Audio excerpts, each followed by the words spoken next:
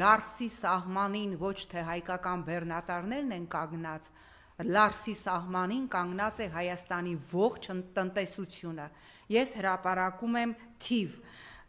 ուրեմն Հայաստանում արտադրվող գյուղապրանքների 98%-ը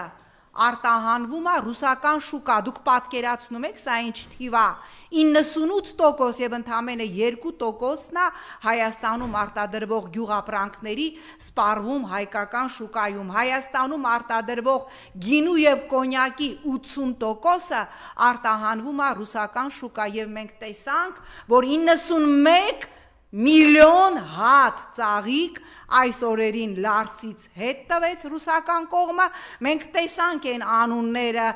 պրիվետ վեդի ալկոլ լավես եւ են միուս ուրեմն գինի եւ կոնյակ արտադրող ընկերություններ Պռոշյանի գինու կոնյակի գործարան, Շահնազարյան գործարան, մենք տեսանք, որ քանի 100 միլիոն շիշ ջերմուկ ռուսական կողմը արգելեց եւ այո թե Մեդվեդևը, թե Շոյգուն, թե Ռուսաստանի Պետդումայի նախագահ Վալոդինը, որ ուղղակի անբարոյական համարեց Հայաստանի իշխանություններին, հայտարարում են, որ Հայաստանը պիտի կողմնորոշվի, ինչպես Մեդվեդևը ասաց, դուք չեք կարող ձեր թույլ հետույքով միանգամից նստել երկու աթոռներին։ Հիմա հարց Հայաստանի իշխանություններին, բա ինչի Մեդվեդևի պորտը տեղը չեք դնում, հա Նիկոլ, թե դու, թե Ալեն Սիմոնյանը, թե Արարատ Միրզոյանը, սվաղում եք Ռուսաստանը մեր բարեկամն է, մենք չենք կարող